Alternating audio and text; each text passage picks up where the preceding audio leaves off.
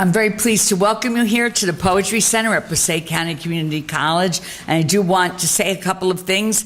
One is that we really are, all our programming is supported by the New Jersey State Council on the Arts, the National Endowment for the Arts, and by individual contributions from friends and donors to the Poetry Center, as well as by Passaic County Community College. I have to say that the president of the college, Dr. Steve Rose, has been extremely supportive of all our programs and has gone out of his way to make sure that we had all the support staff and building and equipment that we need in order to have our programs function. And I think he really deserves a round of applause for the amount of support. It is a community college. When I first started this, I fought every single time. Every time the budget came up, I would be up in front of the entire faculty and all the administrators fighting for money for this program. And to have a president who actually sees the value of the program and all the programs that we do, not only the Poetry Center programs, but all the other programs that we do, is really amazing. I now don't have to stand in front of the entire organization trembling and trying to justify the small amount of money that I was asking for, as though I were asking for billions of dollars or something. And the other thing I'd like to point out is that we have a wonderful exhibit this month, and it's an exhibit of work by Erica Haba and James Haba. We all know, and these are Erica's paintings, aren't they wonderful? And yeah, let's give a round of applause. And you all know that Jim Haba was the founder and director of the Geraldine R. Dodge Poetry Festival for many, many, many years, 22 years, and did such an amazing job in making it the most well-known and most exciting poetry festival, I think, in the world. For me, it always was. And so I think he does an amazing job. His work is here it's in the 2 galleries in the other buildings of the college. The reception for the artwork is going to be held on April 11th at 4:30. I hope some of you will come and support Jim and Erica and their wonderful work. And I think you're going to be amazed at the quality and variety of the work represented by these 2 wonderful artists. And Jim, of course, is also a poet. Anyway, today I'm very pleased to present the winner of the Paterson Poetry Prize. Paterson Poetry Prize is a book award, and the winner this year was Dorianne Laux. And so we're going to have Dorianne Laux read, and Martine Espada and Jason Schlosser were also we're finalists for the prize, and we always invite all the people who are finalists and the winner to read for us. And it's always an exciting day for me to hear the wonderful work that's being done in American poetry, work that is, I think, amazing because of its ability to reach out to all of us and touch us. Dorianne Laux' fifth collection, The Book of Men, which was published by W.W. Norton and Company, it won the Paterson Poetry Prize. She's also the author of Facts About the Moon, also by Norton, which received the Oregon Book Award and was shortlisted for the Lenore Marshall Poetry Prize. Co-author of The Poet's Companion, A Guide to the Pleasures of Writing Poetry, Laux is a recipient of a Pushcart Prize, 2 Best American Poetry Prizes, 2 fellowships from the National Endowment for the Arts, and a Guggenheim Fellowship. In 2001, she was invited by the late poet laureate Stanley Kunitz, a wonderful poet, to read at the Library of Congress. Laux has taught at the University of Oregon's program in creative writing and now lives with her husband, poet Joseph Millar, in Raleigh, North Carolina, where she's on the faculty at North Carolina State University's MFA program. I have to say about Dorianne Laux that I don't think you can read her poems or hear her poems without being touched, without being moved, without being pulled into her life as a woman, as a poet, as a human being. Let's welcome Dorianne Laux.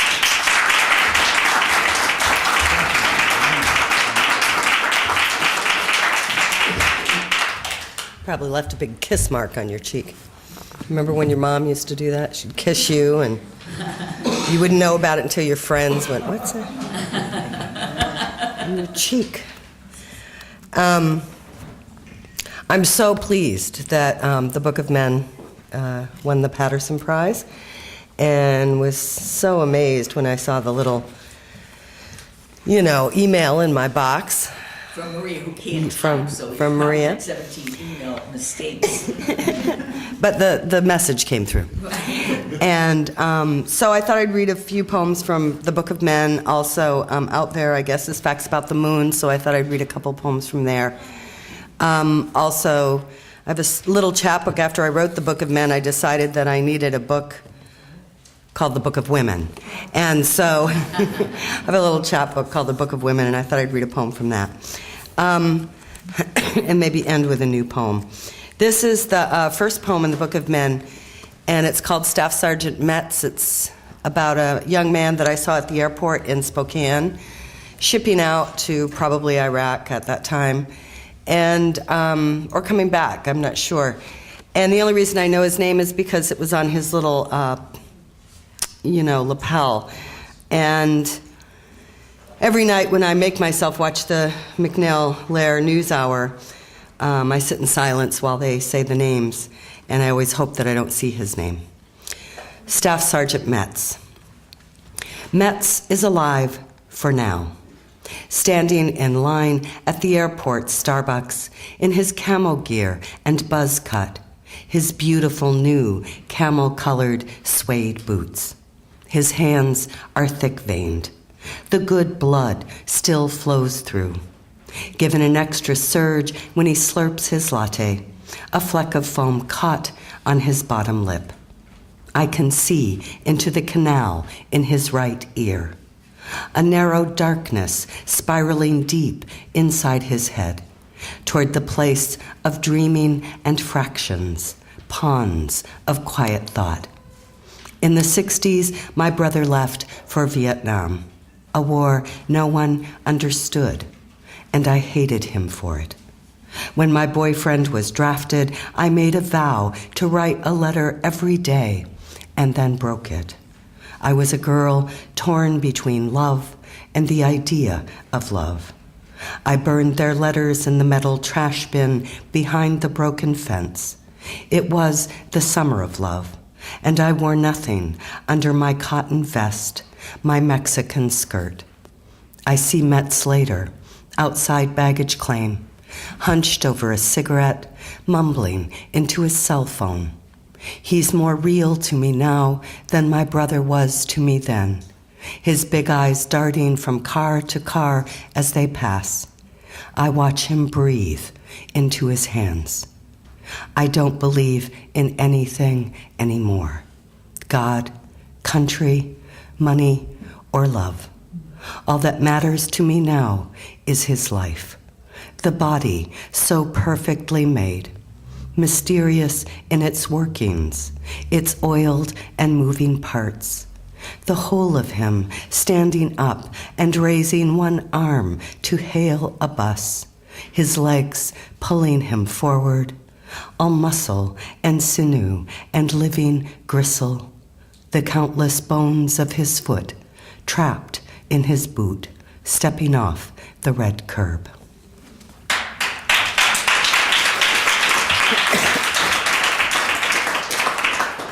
So the Book of Men begins with Sergeant Metz and goes through a number of men that I've either, that are anonymous to me, like Metz, that I don't know, that I knew very well. Famous men, Mick Jagger, the Beatles, a group of monks, even a dog, a male dog. And this is a man I knew in 1969 in a foreign country called Bakersfield. Bakersfield. I used to visit a boy in Bakersfield, hitchhike to the San Diego terminal, and ride the bus for hours through the sun-blasted San Fernando Valley, just to sit on his fold-down bed in a trailer parked in the side yard of his parents' house, drinking Southern Comfort from a plastic cup. His brother was a sessions man for Tall, and he played guitar too, picked at it like a scab. Once his mother knocked on the tin door to ask us in for dinner. She watched me from the sides of her eyes while I ate. When I offered to wash the dishes, she told me she wouldn't stand her son being taken advantage of. I said I had no intention of taking anything and set the last dish carefully in the rack. He was a bit slow, like he'd been hit hard on the back of the head, but nothing dramatic. We didn't talk much anyway, just drank and smoked and fucked and slept through the ferocious heat. I found a photograph he took of me getting back on the bus, or maybe stepping off into his arms.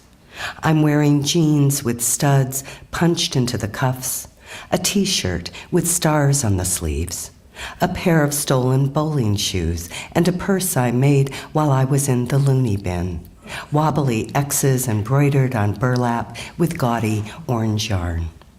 I don't remember how we met.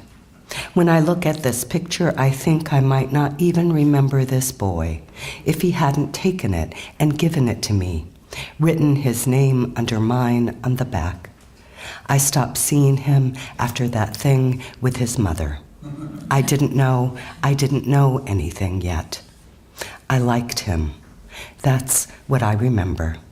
That and the I don't know what degree heat that rubbed up against the trailer's metal sides, steamed in through the cracks between the door and porthole windows, pressed down on us from the ceiling and seeped through the floor, crushing us into the damp sheets.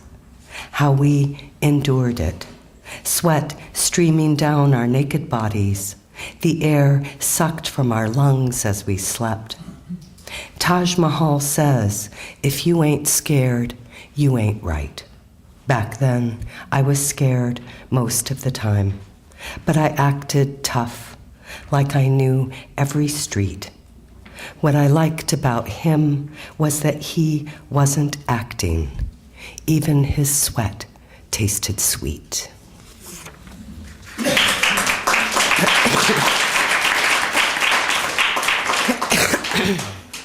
And this is there's no real title poem for the book, but this could be considered a title poem, and it's called Men.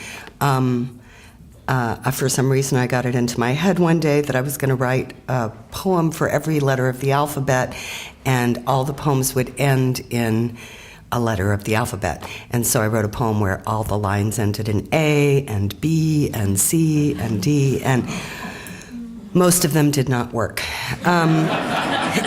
But it was fun. And this one, I decided to use the letter F, and it's not just F, but the F sound, so laugh or rough could be used, I decided, in my little rulemaking mind.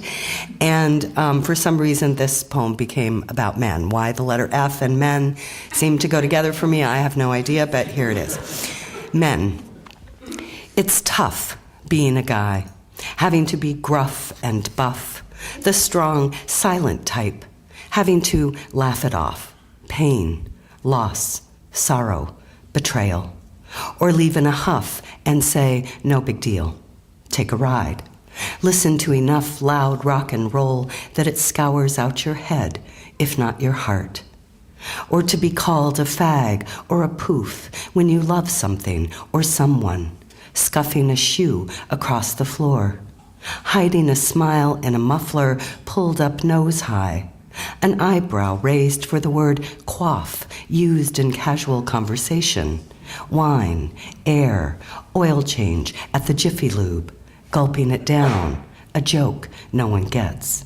It's rough, yes, the tie around the neck, the starched white cuffs, too long, too short, frayed, frilled, rolled up. The self isn't an easy quest for a beast with balls, a cock, proof of something difficult to define or defend. Chief or chef, thief or roofer, serf or sheriff, feet on the earth or aloof. Son, brother, husband, lover, father. They are different from us, except when they fall or stand alone on a wharf.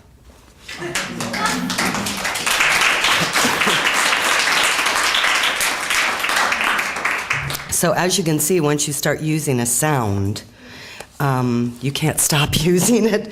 So there are F's everywhere in that poem. This is the title poem from Facts About the Moon that I thought I would read. It's preceded by a short little poem called Moon in the Window.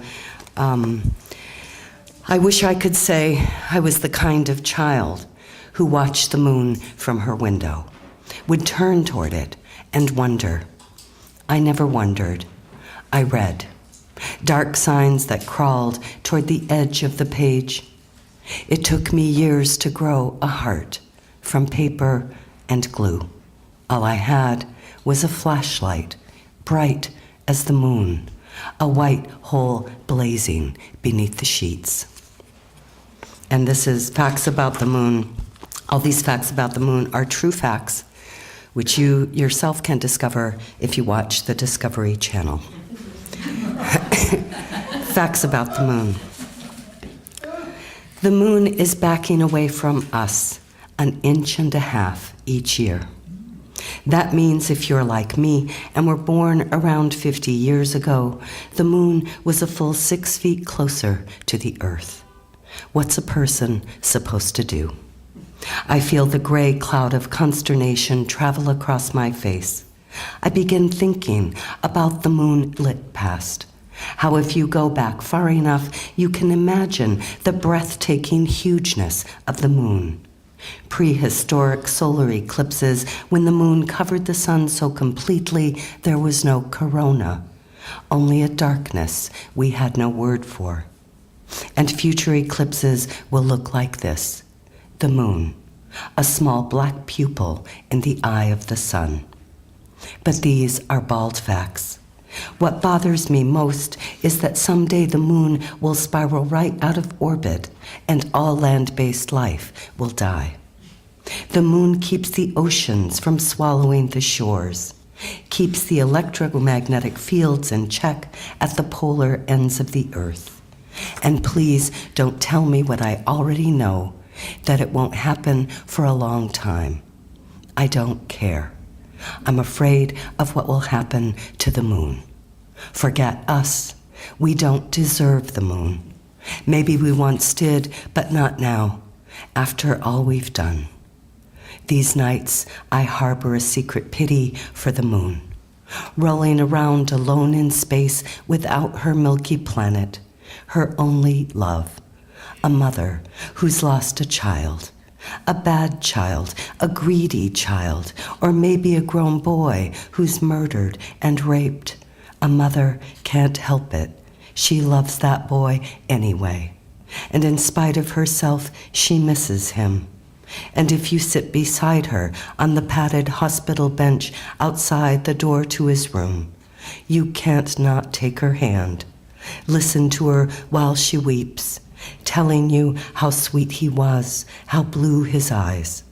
And you know she's only romanticizing, that she's conveniently forgotten the bruises and booze, the stolen car, the day he ripped the phones from the walls. And you want to slap her back to sanity, remind her of the truth. He was a leech, a fuck-up, a little shit. And you almost do, until she lifts her pale, puffy face, her eyes 2 craters, and then you can't help it either. You know love when you see it. You can feel its lunar strength, its brutal pull.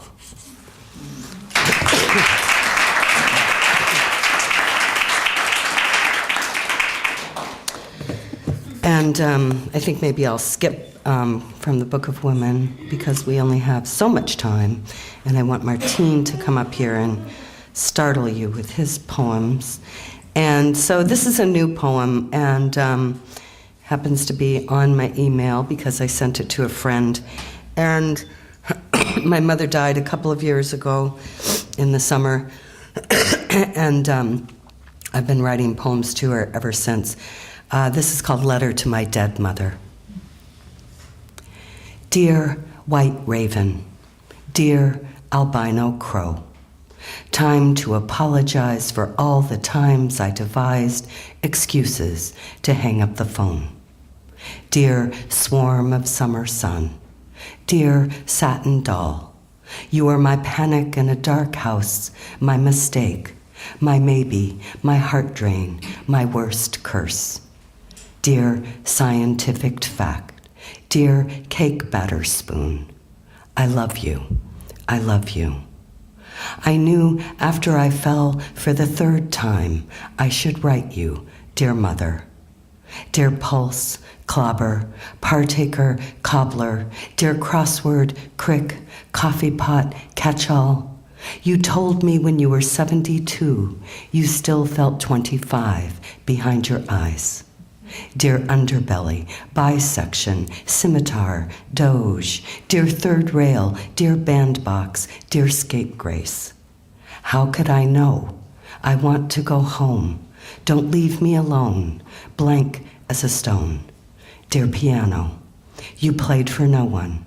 Your fingers touched the keys with naked intimacy. At the science fair, we looked in a two-way mirror, and our eyes merged. Dear wreck, dear symphony, dear omission, dear universe, dear moon in the sky like a toy, dear reason for my being. You were the emergency room angel in a gown of light. The injured flocked to you. You could not heal them all. Dear failure, no one on earth has been more hated or loved. Your warm hands, your cold heart. Dear mother, I have tried. I think I know now what you meant when you said, I'm tired. I have no song to sing to your Death Star, no wish, though I kissed your cheek and sang for you in the kitchen while you stirred the soup, the steam licking our faces, crab legs and potatoes. Those were the days. Thank you. This is for me. Are you able to share with us your inspirations? How it all kind of comes? You even almost performed. You got into the mic. You're doing all of this body language at the same time. Really? You were reading, you were communicating, you heard folks responding to you. Where is that coming from? Are you able to share a little bit as to where that might be coming from? Probably because when I was younger, in my second to last and last year of high school, I took drama classes. And I remember I performed a scene from All God's Children Got Wings. I did, Barefoot in the Park. I performed a lot of things in my high school class, and then I went on into community college, and I did Brecht and experimental theater.